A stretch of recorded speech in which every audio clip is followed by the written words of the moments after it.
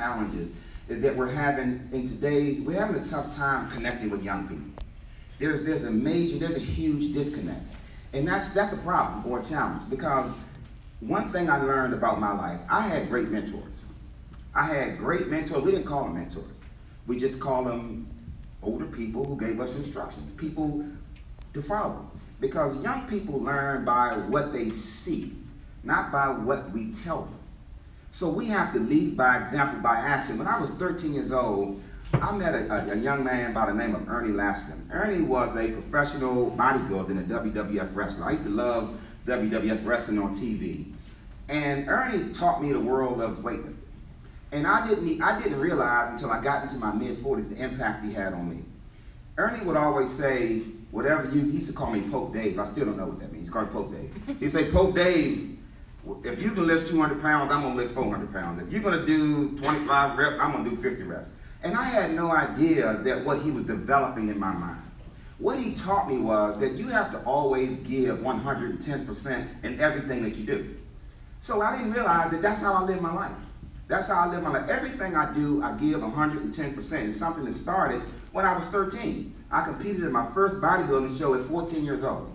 To this day, I have competed all over the world representing this country in natural drug-free bodybuilding, critical for young people, natural drug-free. We're not talking about steroids and hormones and all this kind of stuff. We're talking about working hard. We used to say, go hard or go home. That's an old-time saying that I still use today. Go hard or go home. Work hard, put in the work, and get what's done. So from high school, after I left Oxon Hill, I was the captain of the football team, a championship football team at Oxon Hill. Still continues to be a championship program at Oxon Hill. That's kind of what we're known for. I went to Paris Island to join the United States Marine Corps. And going to Paris Island again was another experience that it was unbelievable, because as far as I'm concerned, I think every young person should go to some form of boot camp. I think there's going from 17 to 18 or from 17 to 19, 17 to 21, there has to be something in there that helps speed up that growth process. And I think joining the Marine Corps did that for me. With the Paris Island, because of Ernie Lasseter, obviously you all know, boot camp is designed to teach you, to groom you, prep you, make you tough and all that kind of stuff. But truth be told, I was already all that already when I got there. Ernie had already made me tough, so it was very tough to break me because I had that mentorship. I had somebody to show me mental toughness, determination, discipline, focus. I had all that. So then by the time I graduated from Paris Island, I did a little work in security a little bit. And then when I realized that security wasn't going to be a career for me, I went to Bowie State. And in 1986, I went to Bowie State. I sent my football films, said I wanted to get into college, played on the football team. We got to Bowie State. Bowie State had the longest losing streak in football history. The longest losing streak in football history, 1986. Not saying it was because of me, but I can tell you from 1986 to 1990, we had the greatest turnaround in college football history. And that program at Bowie State the football program is still doing what we started back then. Again, goes back to the mentorship program, bringing that leadership, things that I learned as a 13-year-old child that I carried out as a Marine. So while I was at Bowie State, I took advantage of programs that a lot of young people aren't familiar with. There's a lot of great programs. I actually started my law enforcement career as a student at Bowie State. I was a co-op student with the United States Marshal Service Department of Justice, and I was a stay-in-school student with the U.S. Secret Service, both at the same time. One semester there, one semester here. Meanwhile, I was a captain of the football team all at the same time while I was in school. I began recruiting students with the Marshal Service back then, 29 years ago. We're still recruiting today. Again, getting back to our kids, exposing our kids to the program. My brother today is a proud member of the Secret Service. He's an Army guy. I'm a Marine in the Army. He's still with the Secret Service, been there for over 30 years. So again, I started that, had a distinguished career as a U.S. Marshal for 25 years. I did 25 years, retired back in 2013. And since the time I retired, just been doing some other work. But again, I link back to what I said earlier, getting back to the kids and getting back to mentorships and understanding that we have to do whatever it takes to show our kids the way. Somebody showed me. I'm committing my entire life to show young people what they can do. And I'm not going to tell them, I'm going to show them. I'm going to show them about what we do. We're going to show them work ethics. We saw them today. I was so excited watching those kids bring in the chairs. And let's put them to work. Let's show them. I'm going to grab the chairs. We're going to do whatever work. I'm going to be on the parade. I'm going to stand out there because Cole is on his state of mind. So we're going to show our kids. So I really appreciate what y'all are doing here. Keep these young people involved. I think when we look at what's going on in today's world, it's just my perspective is that we've lost touch with young people. They're on social media. See, I'm on social media. I tweet, I'm on Facebook, Instagram. I got a 19-year-old daughter, you know, sometimes she don't want to talk to me on the phone, that's fine. I'll send her a text, we talk on social media, whatever. We still get the message across. So we just have to think like that, and I think we're moving in the right direction right here with these gentlemen here, proud veterans. I'm proud to be here, and I just want to thank you all for this opportunity and congratulate everyone, every veteran. I honor you, I salute you. Thank you all. Thank you. All right.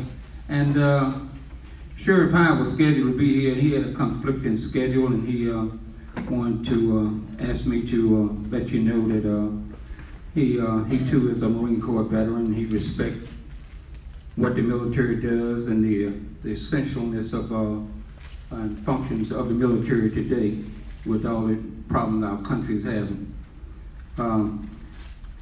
And now we would like to begin the laying of the wreaths.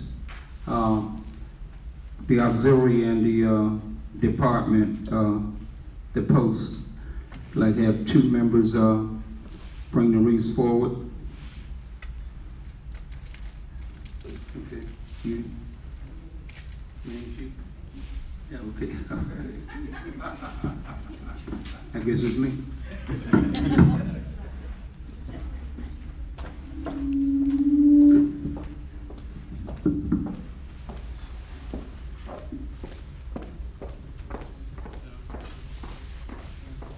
Yes. You sure did.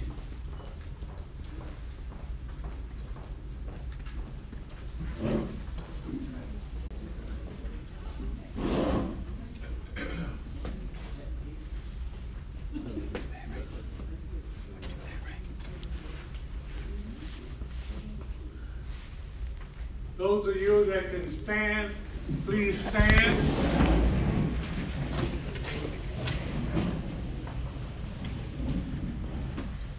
First wreath we have 8950.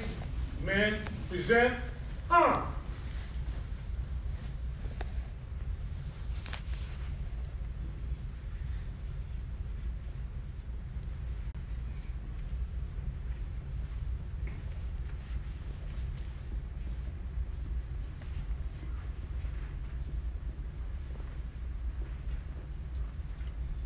Order.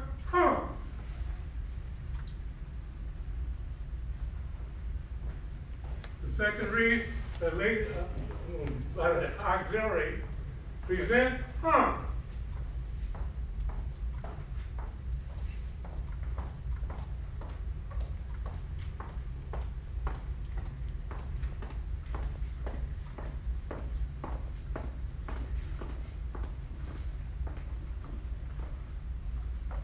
Order.